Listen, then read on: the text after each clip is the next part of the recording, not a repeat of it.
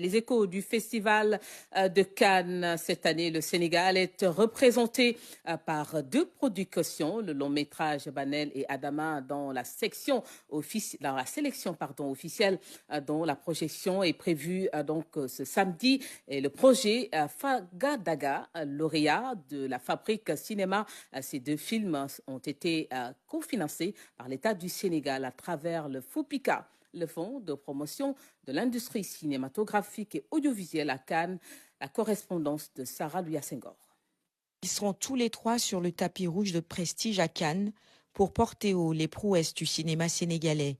Souleymane Kébé, Yoromba et Germain Couli affichent la sérénité à quelques heures de la fameuse montée des marches. La sélection du film Banel et Adama en compétition officielle est déjà un motif de fierté. Moi, ce qui me rend plus fier, c'est comme je l'ai dit, c'était le combat politique, de faire un film en langue locale, Peul, totalement, et être financé par les fonds européens, africains, de toutes sortes.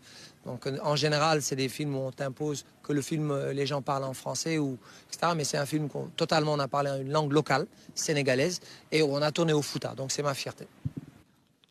Souleymane Kébé est aussi le producteur du long métrage Fagadaga du jeune cinéaste Yorombaï. Ce projet figure parmi les 10 lauréats de la Fabrique Cinéma 2023. Donc c'est un programme qui sélectionne 10 projets donc, à travers le monde. Et à part le Nigeria, donc on est le seul projet d'Afrique noire subsaharienne donc, qui est ici à Cannes. Et aujourd'hui, en tant que jeune réalisateur, notre premier film est sélectionné ici. Ça ne peut qu'être une fierté pour nous, sachant que cela ouvre d'autres opportunités donc, sur tous les domaines pour le projet. Ces deux films qui portent le Sénégal sur la croisette ont été soutenus, comme bien d'autres avant, par le FOPICA.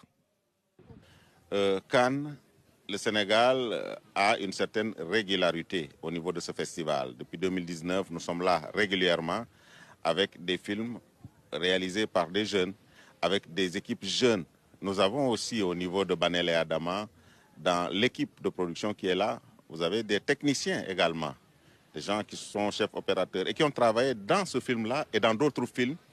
Cela veut dire tout simplement que le Sénégal est en train de faire un travail qui commence à produire des fruits, vraiment grâce à cette volonté politique affirmée et qui s'est traduite par une très grande décision, la mise en place du Fonds de promotion de l'industrie cinématographique et audiovisuelle, le FOPICA, qui soutiennent les projets au début.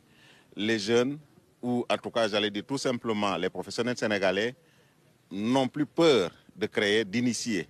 Parce que quand ils créent, ils savent que l'État est là déjà et que l'État va soutenir même avant que d'autres partenaires n'arrivent. Après Mati Diop en 2019, Banel et Adama pourraient bien lui aussi être portés par les vagues de l'Atlantique vers l'ultime récompense cette année. Banel et Adama. Et c'est donc demain samedi que le film Banel et Adama sera projeté ici à Cannes en présence de la réalisatrice Ramata Toulaïssi et de toutes les équipes techniques, des équipes de production, des acteurs aussi. Il faut rappeler que ce sont des acteurs non professionnels qui ont participé à ce tournage entièrement réalisé au Sénégal, à Podor précisément, un film en poulard, ce qui nous rend davantage fiers.